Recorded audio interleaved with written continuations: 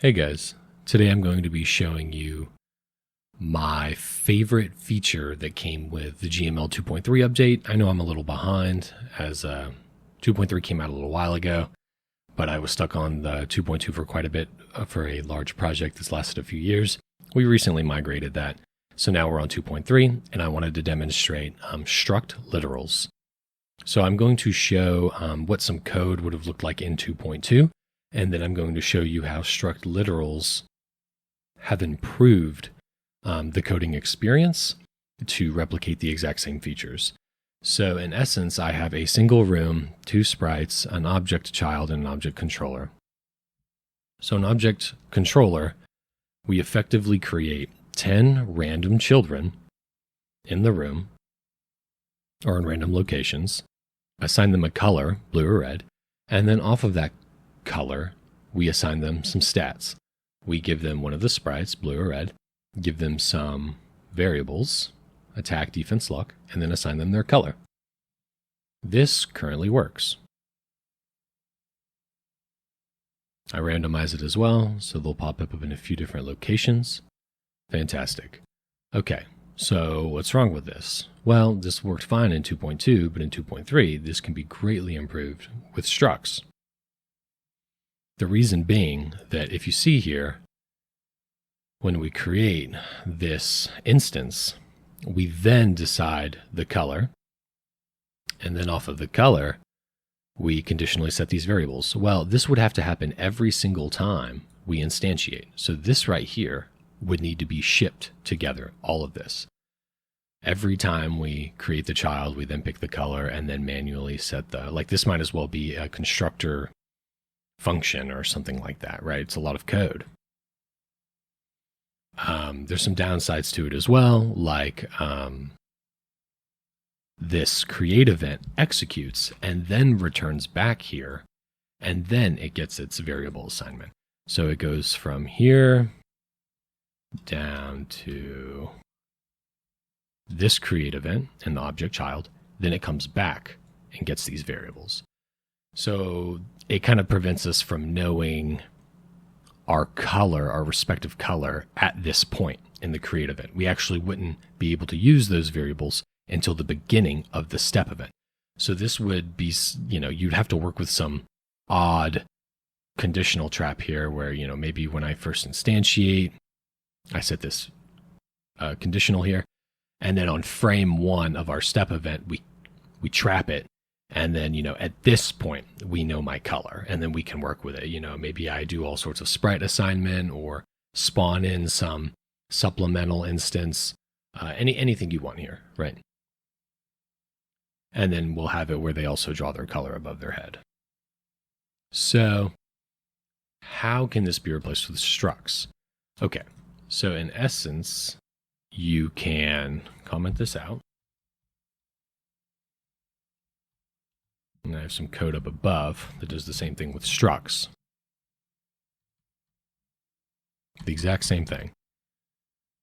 So what happens is structs are essentially a bundle of code, or a bundle of variables that you can ship around.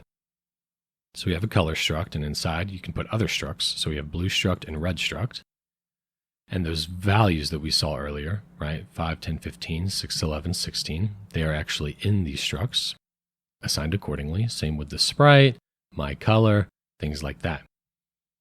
So now, when we iterate through and we randomly pick red or blue, we just actually append that struct with those definitive values directly into the instantiation call. So that those values are passed in and assigned to this instance prior to the create event running. So now, let's say the dice roll hit red. These values are assigned to this next instance of object child. It's assigned before this create event even runs. So we could, right off the bat, we could actually start having conditional logic right here in the create event. Oh, if my color is this, do this. If my attack is greater than or equal to this, do this. So we can do all that right in the create event. And now we no longer need this kind of rigged conditional trap in the step event, or any of this code in the create, and then the draw, because this was beforehand, this was being set on frame 1 of the step event, this draw may have experienced some frame glitching if you had some sort of default value here that was overwritten. Like if it was, the default color was black and then it was assigned red, and then on the next step it was really red. Draw, you may witness glitch between black and red on the first frame, but that has been completely taken care of. You no longer have to experience anything like that. And why it's also better is the code bloat. You have the, this only has to be written a single time. And then this is what every instantiation would look like. While beforehand, every instantiation would have to have this code right here. So it's all about reusability, grouping variables together in bundles, and code bloat with your instantiation logic. You can also technically pass in, you could even rig a new color right here, right now, right? If I do 0 to 2, and then, if this was 0, that's that. And then if this was 1, right? And then I could do a second one with 2, where I could just pass in a different struct, literally right there. Pass it in as, you can pass it in just straight up as, attack is now, 7, and defense is now 12, and luck is 17. And sprite index, we'll keep it blue because we don't have another one here. And then we could say my color equals black. Let's just make sure. Yeah, I guess we'll just be overriding the blue one here. Then, let's see. That should just take over. Yeah, see, black, it says black. So